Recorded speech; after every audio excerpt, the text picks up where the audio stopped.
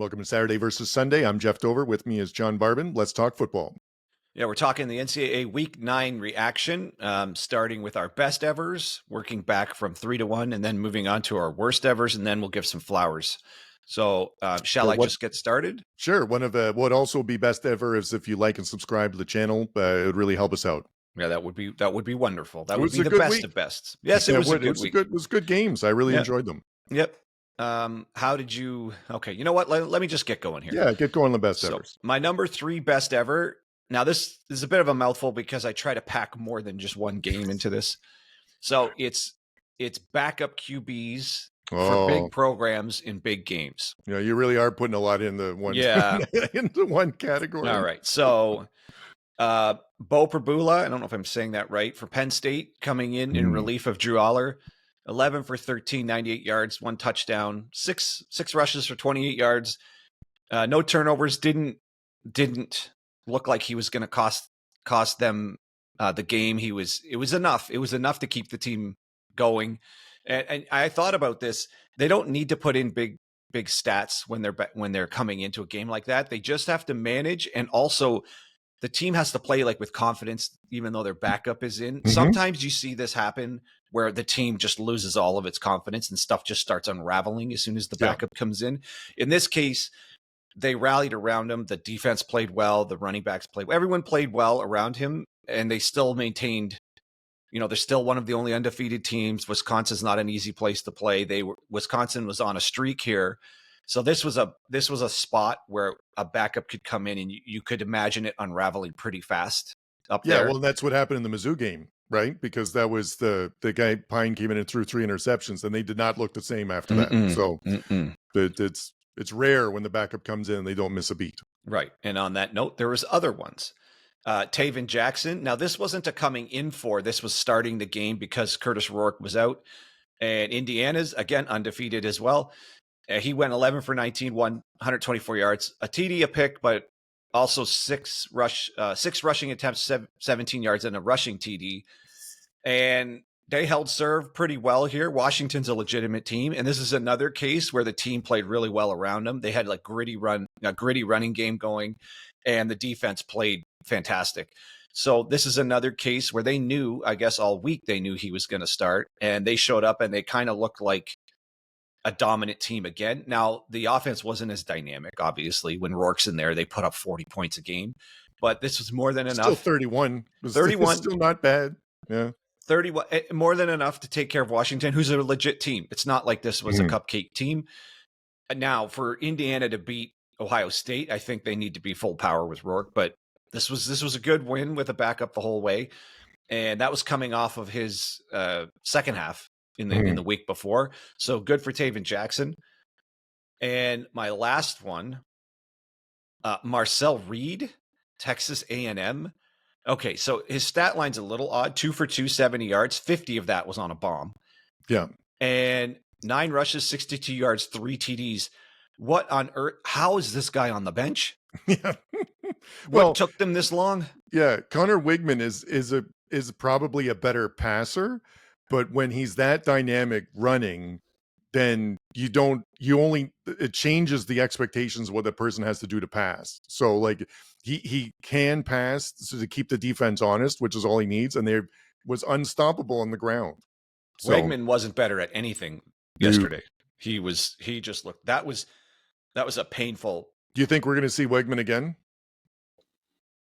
I don't know how you could not start this guy again. LSU was the best team that was a big matchup, and the Texas A&M is still undefeated in the SEC, and I don't know how you go away from Reed now. Talk about elevating when your backup comes in.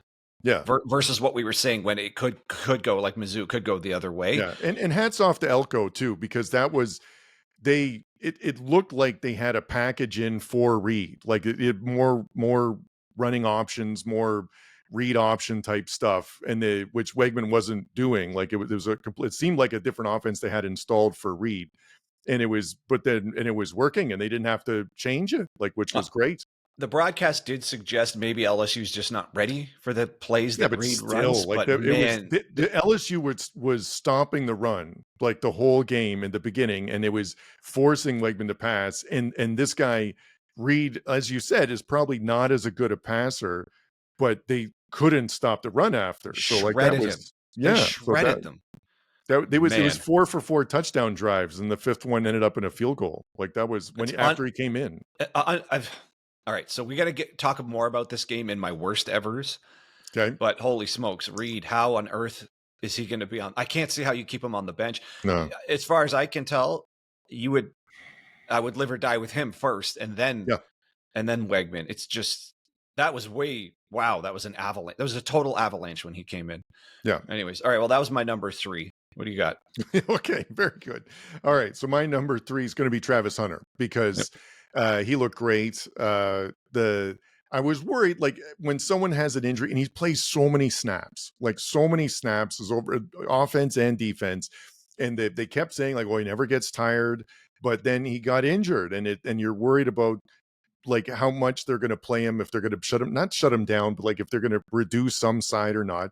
But he looked great, and he had, let me just go to the stats here. He had 9 catches for 153 yards and 2 touchdowns and 4 pass breakups and 2 tackles. So that was amazing. I like the gray unis too. So, but it's like he's recovered from the injury, and they're still rolling with him just as much as they were before. So that was amazing. And he was within inches of at least 2 interceptions. Yeah, like it was. You could well, tell. that's part of the reason why he only has 2 tackles, because they're not going to his side that often. So, and when they do, he's right on top. He's on top of his man every single time. Yeah. I didn't really know where to fit him in. I'm glad you fit him in because I had him in my flower section, but you've already taken care of it. But that was when it comes to like what makes college football amazing. Like he's a significant talent, and coming from the getting off the injury and still playing like that was great. So yeah. And if he loses a step, that's a problem. So if any of his injuries slow him down, exactly. that's going to take away some of if he's going like great every other play or something. If they decide, like they have different options for him, but it was really good. No, it's good that he's fully healed. Yeah. All right. So my number 2 best ever was TCU coming back from down 17 points in the third quarter. Tech was up 31-14, and then TCU scored 3 TDs after that. And the game kind of, in some cases, a team unravels, but TCU just asserted themselves there. And this was, I actually wasn't even finished watching this game. I thought as Tech was going ahead, it just looked like they had the game completely under control. And I thought, well, I should still finish watching it. I just couldn't believe they came back the way they did. So good for TCU. I really thought they were down and out in the third and just were going to roll over, but instead they totally came all the way back. Yeah, you weren't the only one. The ESPN win probability, it got up to like 90% or something in the third quarter for Texas Tech winning, and then there's a sharp drip down in the fourth quarter when they got those 2 TDs there. Just the flow of the game, it just looked like Tech was on a roll. It just looked like TCU had no way to answer. They couldn't stop them. They couldn't score. It just wasn't going well. And then they completely flipped halfway through the third. Yeah. Texas Tech, the possession was 37 minutes to 22 for TCU. So, yeah. And so they stay alive in the Big 12. I mean, that could have put them away, but they're still hanging around in there. So I don't think TCU's been on too many people's radars nationally, but that was a huge win to keep them alive in the conference. So good for TCU for a huge comeback. Mm-hmm. Very good. The second best thing that I saw in the NCAA this weekend, we already sort of covered it, was that Marcel Reed, because I thought it was great going to the backup, like because they had Wigman was supposed to be good this year. They're 5-1, like he's played well in a lot of games, and he looked rough, but LSU like has a good defense, and so I thought that was a great move by Elko, like because not everyone does that, going to the backup in that type of situation, and especially when you know the backup, the passing isn't the strength, like they know what they have in Reed. Like they knew he was a dynamic runner. And so it was a pretty impressive move to put him in, knowing you're behind, but knowing that like you're not putting in the backup to pass, like if they're at least to focus on that. So I thought that was fantastic. He was a dynamic player. I want to see him again. I hope he starts the next week. Is he So, the third QB that's played for them this year? oh, that's a good question. I 'Cause don't know. think Wegman's played, and then I think Wegman was replaced for somebody else early in the season. I was I don't pretty think sure. Okay. what was it Reed every time? No, I thought it was Wegman was the. No. Well, okay. But we'll take a look. Maybe I'm wrong, but I could have. Passing for the team, there's only 2 people listed. It's just Wegman Okay, and so Reed. it's just been Wegman. But Reed had Okay. played before because he has he's got almost 700 yards passing. All right. Which that's interesting. So Connor Wegman is 782 yards passing on the season, and Reed has 655. So not looks like he should be starting from here on wow. out. And Reed has 6 touchdowns, and Wegman has 3 and 4 interceptions, and Reed has 0 interceptions. So, okay, so I don't understand how Wegman takes the field again. yes. If that's the stat line, how on earth do you put that guy back out there? Yes, I would like to amend my previous comment of like maybe Wegman to like hopefully not Wegman. Yeah. Reed going forward. Well, and now A&M's the only undefeated in conference undefeated SEC team. They're top of the SEC. Correct. And as the season moves along, that loss to Notre Dame ages pretty well. That one's aging really well, and it's and they've got at South Carolina next week at prime time, which looks good. New Mexico State, not a conference game. At Auburn, should be okay, and then hosting Texas, last game of the season. Texas is very gettable. Yeah, well, very and it's that's a great old rivalry game, and they get a lot on the line there, and that's in College Station. Yes, this is all unfolding exactly how A&M would want this to unfold. Yes. I don't think anyone would have guessed this at the beginning of the year. There was a lot of it was Bama, especially without the divisions, right, this year. So like there was no one thought Bama or Bama, Georgia, Texas, and then there was a lot of distance to the next tier of teams. So maybe Reed.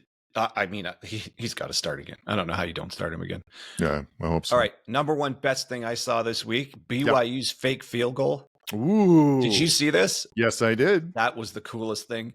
And as the guy was running, he also had an open tight end, but he just chose to not risk it first. But then, it would have been a tough throw. So then he just kept running it, but that was great. Yeah, no, that was smart to just keep it. And the one camera angle just showed from behind him, he had as much grass as all the green grass in the world, plus the pass option.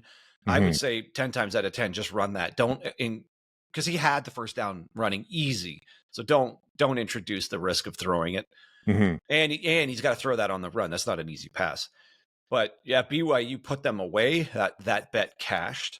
Yeah, I was just gonna say, how on earth was BYU an underdog in this game? They just blew them away. I never understood that. I mean, it's UCF. Hold on, you keep talking for a second because it was the I don't know why this looked looked like every other BYU game where they were just beating them in all phases of the game.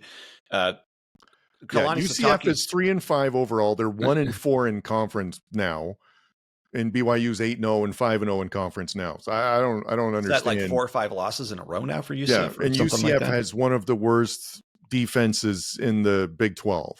So I don't understand how BYU wasn't favored here, but whatever. Good for us for taking BYU. That was just they're one of the only undefeated teams left in the country. They're tops in the Big 12.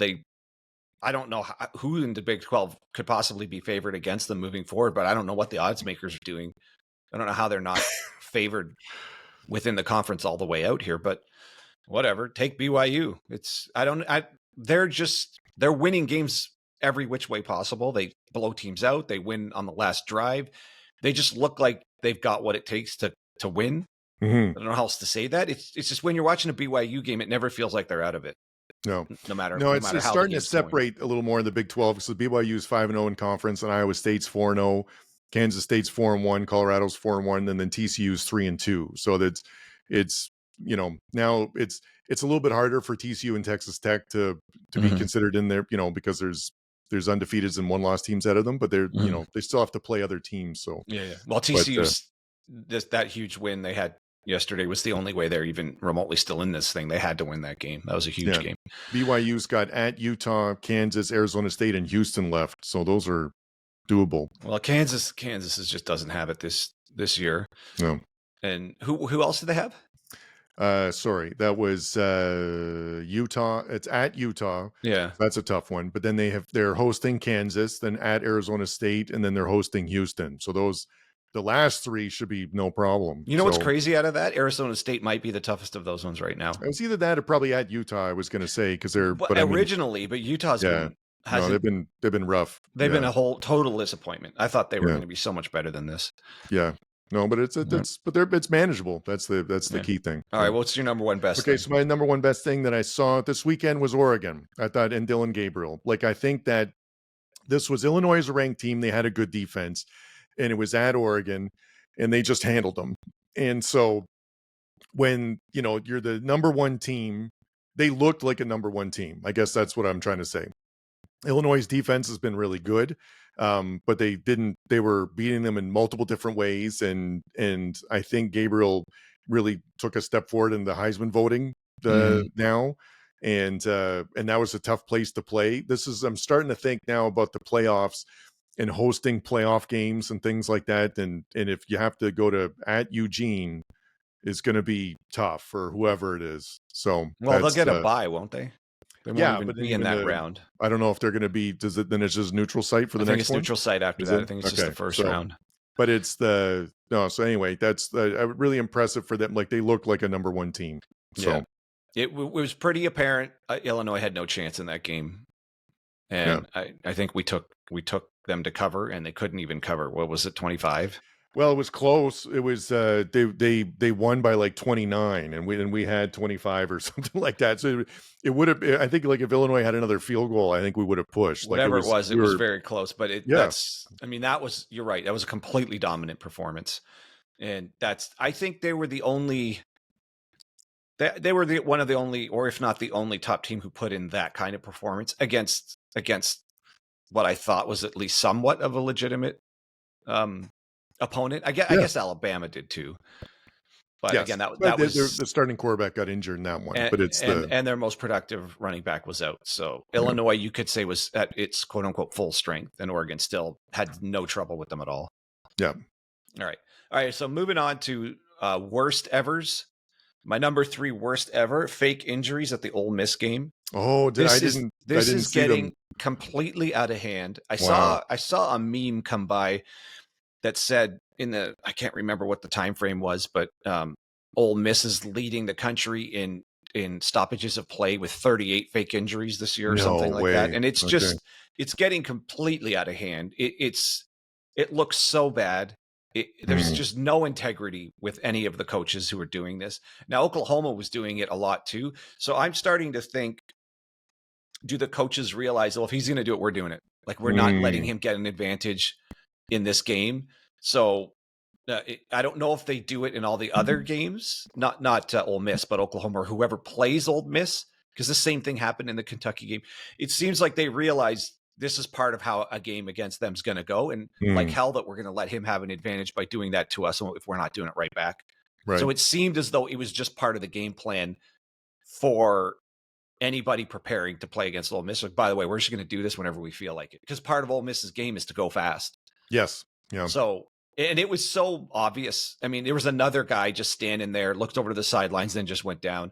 And there's no integrity here. These coaches are proving that it's just win at all costs. So it's just, I know it's been on my worst ever a few times, and it'll continue to be because it's this bad. It's this bad. The Alabama one last week was awful. And this game was a joke as far as how many of these things there were. And it's circling Lane Kiffin and Ole Miss, but maybe he's the smartest one. He's like, hey man, I'm not getting penalized for this. And if it's a weapon I can use, I'm going to use it. Yeah. No, we've talked about this before. It's really ridiculous. It goes against what all the coaches preach, which is sort of, being a student athlete or preparing them for life after, and, and things like that. That's part of the reason why football is so good. And it's just it's the opposite of that. So it's embarrassing. I mean, it's technically not against the rules. You know what? I had a thought. Okay, let's be charitable on this one. Let's steel man the argument why you would use that.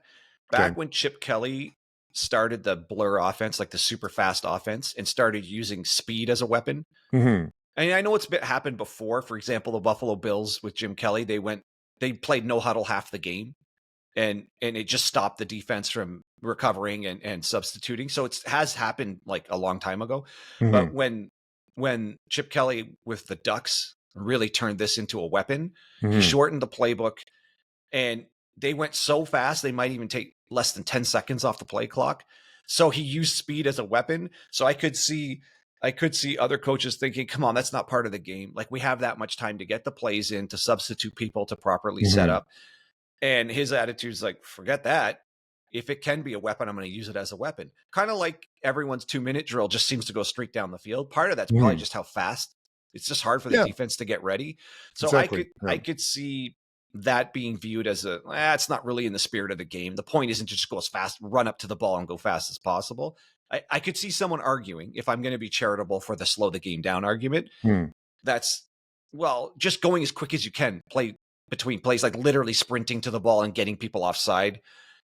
Is that really in the spirit of the game? I could see them thinking in those terms, saying, if you're going to do that and just play this clock game, I'm going to do it right back to you and just make a guy go down to take the clock back. I'm not saying it's right. I could see someone making that argument, saying, yeah, no, I see what you're saying. I mean, it's not the difference is that they're still executing the game. They're just doing it faster, which is the other thing, is you're faking something that's not actually happening. I'm not saying it's, I'm not saying there's integrity to it. No, I'm just suggesting it's the, how do you compete? What's the way to slow down a team if they're trying to speed you up? That's the way. And until they somehow find a way to ban it, all you're doing is, that's a strategy he's using. I'm using this strategy to slow it down. No, and I think we made a point on the previous show too about like one of the real negative consequences of this is when someone actually gets injured and people are booing, right? Like that is a terrible thing. The only other thing I'd say is when someone says like, well, it's not against the rules, it says, well, someone famously said, it's not against the rules for me to come over and fart on your entree, but I don't do that because it's not polite. Right. So, you know. All right. Well, what do you got for your number 3? Okay, so my number 3 worst thing that I saw in the NCAA this week was Liberty losing. It's a combination of Liberty losing and Kennesaw State winning, because Kennesaw State really won the game, but Liberty looked the worst they'd have. They were undefeated going into this point. For sure was overlooking this opponent because the opponent had no wins. But there is a part of me that's super impressed with Kennesaw State, because I don't know how their coach got them ready for that game. They were very prepared. They were really fired up for it. So hats off to them. But man, Liberty, that was really going to be, Liberty had a chance to be in the conversation for really messing up the playoffs later, and it's not going to happen now. So that was, they had an opportunity and they lost it. Is that Kennesaw State's first win? Yes, their first win this season. They're 1-6. But also in Division I. Oh, I think. That now I'm not sure. I thought that they've been in Division I before this year. Well, but I don't know that. Either way, good for Kennesaw State. Obviously, nobody had eyes on this game, and when I look back, had to watch a replay. As holy smokes, I watched the first 10 minutes and I thought, okay, so nothing's going to happen here. Liberty's just going to march, but clearly that didn't happen. Are you looking it up right now? Yeah, I'm looking up. You go to your next one. Okay, so my next worst ever, Navy with 6 turnovers. And I mean, I don't know that I was actually expecting them to go undefeated, but man, this was a really ugly way for their undefeated streak to end. 5 fumbles. Normally you don't fumble the ball that often, and it was a few of them were on the quarterback. That was just an ugly way to lose that game. And they just got blown away. And if you turn the ball over 6 times, you should lose 50 to something. There's just no other way around that. Now, I think they were overmatched regardless, but boy, they just handed the game to Notre Dame. No, what's really disappointing about that is that the whole premise why Navy is good is that you don't turn it over, right? You run the ball, you control the ball, you don't have turnovers, and you force the defense to stop you, and you grind them down sort of over time. So when just fumbling the snap or the quarterback putting it on the ground, like, absolutely cannot happen. Like, they wouldn't be able to beat Army like that, let alone Notre Dame, right? So it's just disappointing when they're so good at not turning it over to then have that performance against a good team. So they couldn't even complete a pitch or a handoff at some points. It's ridiculous. Looks like Kennesaw State's been there since 2009-10 season. Oh, Division I? Oh, okay. Yeah. So 16 varsity teams All after right. spending 10 years Division II, fully transitioned Division I status. Yeah. 2009, 2010 season, it looks like. Right. So I'm way off on that one. Sorry, Kennesaw State listeners, if we looked like we didn't know what we were talking about there. Is it their first win in the new conference? I know it was a first of something. That's possible. That's enough. I'm definitely way off on that one. All right, what's your number 2 worst ever? Number 2 worst thing from the NCAA this week was Kyle McCord. We were singing his praise that he's gotten flowers on this program before, and really really impressive coming from Ohio State. Transferred there, sort of surprised everyone. Syracuse doing really well. They're 5-2. They're still doing well. Well, no flowers today for him. He gets a lump of coal today. Yeah, lump of coal, but because he's 35 for 64, 300 yards, but 5 interceptions for a QB rating of 22.1, which is not good. 3 of those are pick sixes. Yeah, so I mean, that's the worst quarterback game you could possibly have, I think. Yeah, now it sounds like they couldn't run the ball, which is why he had to pass it 64 times, which makes me tired just thinking about it. But still, like it's just too much. It's too much. Just 5 interceptions you can't do it. You can't win with it. Do it. So yeah, that's too bad because I still think he's a good quarterback, but holy smokes, he just something just was not working for him yesterday. All right, the number 1 worst thing I saw this weekend was LSU's final 20 minutes. Oh, now interesting. I know we just gave praise to A&M for Reed coming in, but holy smokes, that to me was a melt. That was okay. So A&M won the game, and they get all the credit, especially for the coach putting in the backup quarterback. But that was an unraveling. That was an implosion by one team, as much as it was the other team putting them away, because LSU had them, and they were winning at that time, and A&M just looked really rough. They couldn't really move the ball on offense. Like they didn't look like they were going to keep up with LSU the way the game was going. Now their defense was keeping them in it, but their offense just looked terrible. Then in the final 20 minutes, LSU goes interception, botched field goal. Did you see that? Yeah, the field goal kicker didn't have a good day. Well, the ball hit the snapper. He didn't even know the snap was coming. So it goes interception, botched field goal, interception. They score a touchdown, then another interception. And overall in that game, LSU rushed for 24 yards total. Team total 24 yards, and they gave up 242 yards. Yeah. And to your point, a lot of it was at the end of the game when Reed came in and just started running all over them. So that was an epic collapse, just an epic collapse. And now we were going into this game with them as the 2 top teams in the SEC. And now LSU looks like there's a big, big gap between them and A&M if that's how they're going to close the game. Put it this way, championship teams don't melt down like that. That's not. Yeah. That's just not the characteristic of a team that's going to finish. It's going to finish at the end of the season. No, that's a good point. The LSU is leading 17-7 at the half, and then in the second half, Texas A&M scored 32 points. So you can't give up 32 points in a half and expect anything. You know what I mean? I mean, that's as bad of an unraveling as you can have. That was just awful. Yeah. And it just, that was just really, really bad. That was. So, I mean, I want to still give A&M their flowers, but part of that was LSU just utterly imploding. It was surprising, like how effective Reed was, because he was fantastic, but it became obvious that they're doing a read option stuff. While maybe they weren't prepared for it, they have seen it before. So the guy threw 2 passes. That's I know it is surprising how effective it was. Now, again, all the credit goes to Reed because he looked fantastic, but. Yeah, if they couldn't adjust and they just thought they had a gunslinger back there, the way Reichman's not a gunslinger. He's not. I don't know. That was bad. Rough. Did you see the quote by Brian Kelly? No. He said, "I would run the quarterback against us right now." Like he just they had nothing. They had absolutely nothing for them. Yeah.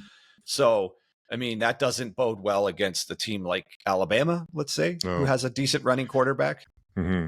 Yeah, that was really bad. No, what's your number 1 worst thing? Let me. Was just going to check one more thing. What are you looking at? I was just looking at who LSU has left. So they're hosting Bama not next week, but the week after.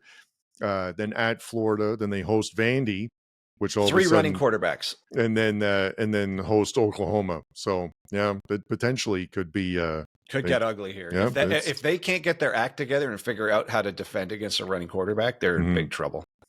So the number one worst thing that I saw this weekend was Cam Ward's Heisman hopeful.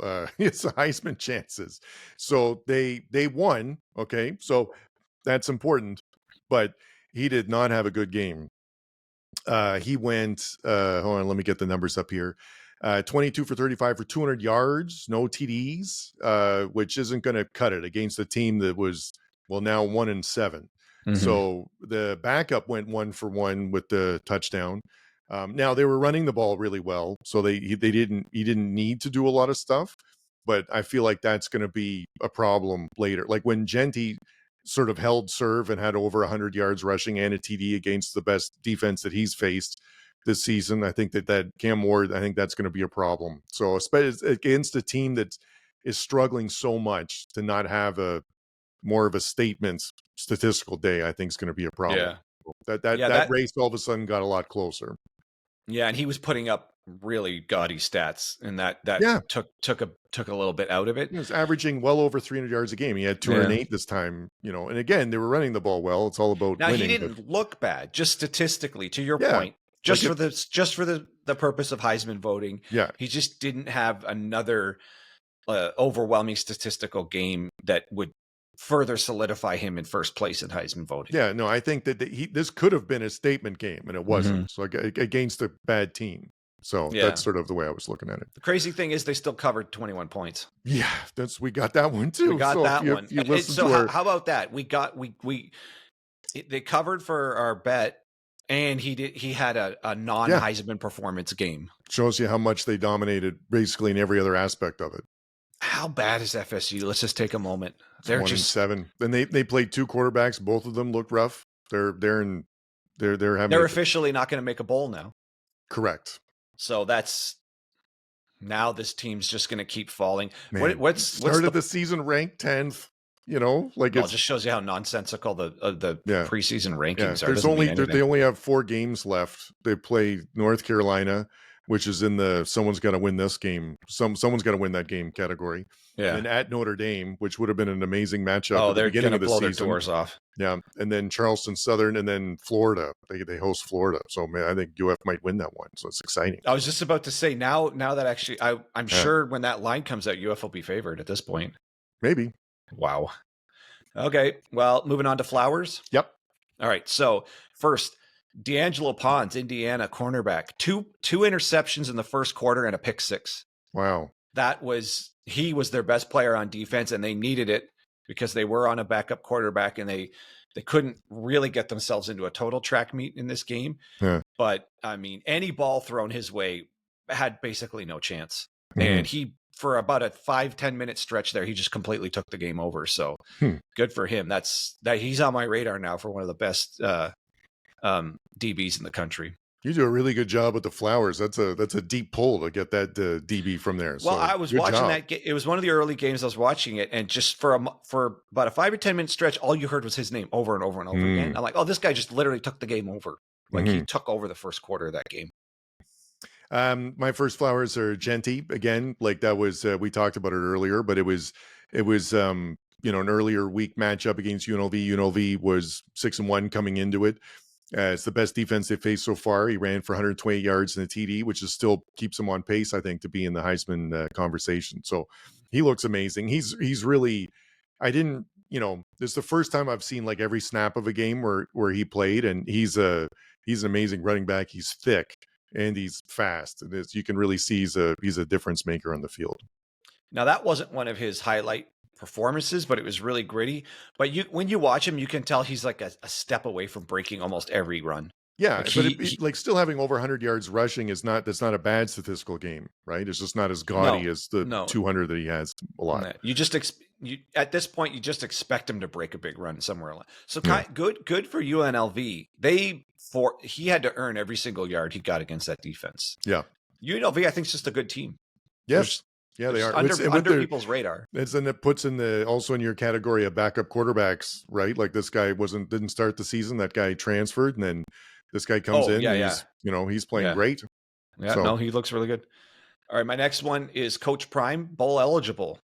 Yeah. So, I mean, this turnaround. That's a good call. That's a good. It was 5 wins last year, and everyone 4. He only got 4 so was last it 4 year. last year? Oh, yeah. Okay. So he's bowl eligible. He's completely in the running for the Big 12. Yeah. They actually have a real defense and the running back. Yeah. Auguste Isaiah. This just looks like an actual proper complete team and not a team just getting by on a quarterback and star receivers. So that's a huge turnaround. It seems as though it's not a gimmick having Warren Sapp as the defensive line coach. That line gets after it now. Mm-hmm. So whatever he's doing, it's working as far as coaching them up. So yeah, they're looking like a team that has every chance of winning the Big 12 and not a gimmick anymore. It's like, it's for real. Yeah, no, you're right about that. We talked about that in a previous show, that the offensive line and defensive line play is really what's made the difference this year, because they're playing a lot better. And before they had some skilled players, and it was just a matter of trying to get them the ball in space, because they in a short time clock, because the line wasn't stopping anyone, and in defense they weren't getting any pressure. But the offensive defensive line play is what's changed the most, and that's what makes them look like you said, a regular football team. Like actually, when they need a 3rd and 2, they run it for 3 yards and they look like they got a chance, whereas before that never used to happen. Also in the Flowers segment, we can throw in Shedeur Sanders, because he's went 25 for 30 for 323 yards and 2 TDs. So that was impressive too. So but it was a balanced thing. Like you said, they were running the ball, they're passing the ball. The defense looked pretty good. Cincinnati's not a bad team. So that was a complete, all 3 aspects had to play well in order to win that one. While we're at it here on Colorado, I do have to give out a lump of coal to Horn for taking away his own touchdown with his stupid taunting on the way into the end zone. Get your goddamn act together. Now, if you can, if you need to showboat, if you're that into yourself that you need to showboat, do it to the crowd. Yeah. Don't do it after you cross the goal line, where you won't get a penalty for it. Yeah. Hold on to the ball across the goal line. And if you need to show off once you're in the end zone, and don't do it at anybody.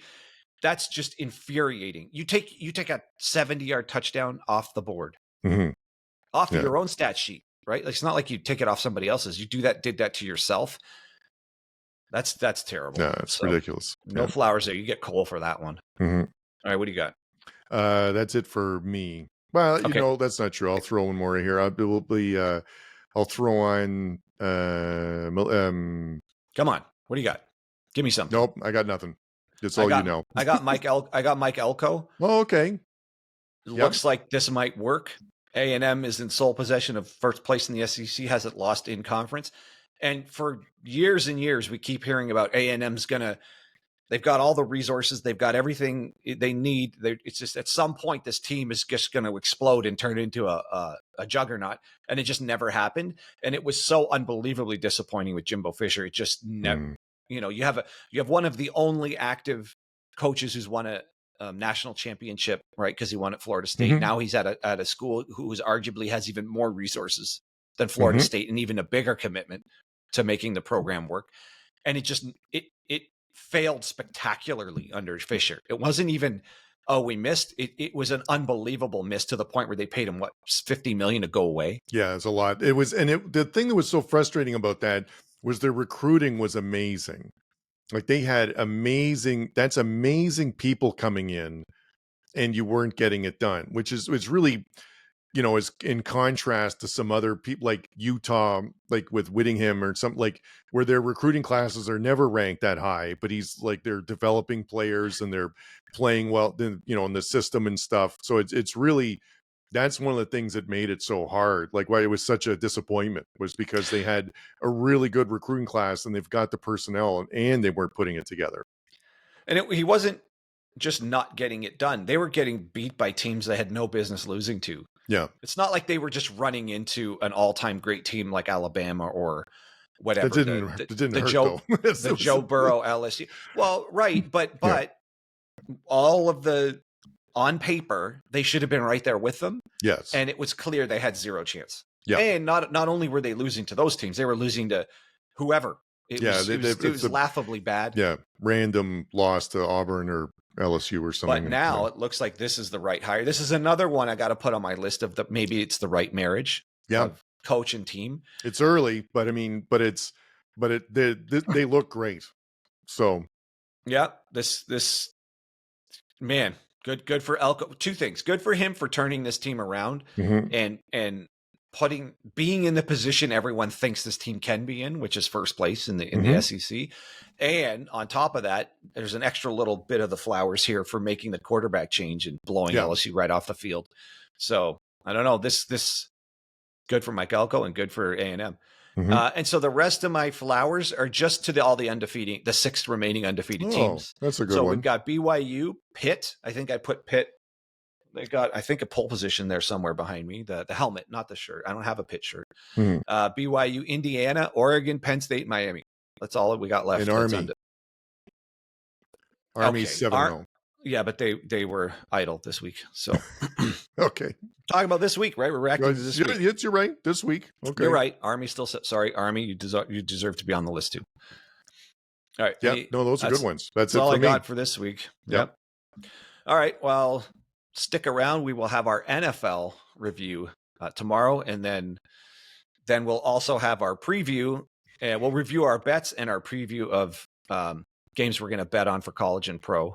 You're going to like our bet winning percentage, Barbie. I'll tell you that. Oh, man. If you were following us, you cashed in big time. Our college bet picks did so nicely. So far, we're recording this before the NFL weekend ends, so we don't know how much more money we're going to make on our NFL bets. But if you followed our college bets, you were rocking this week.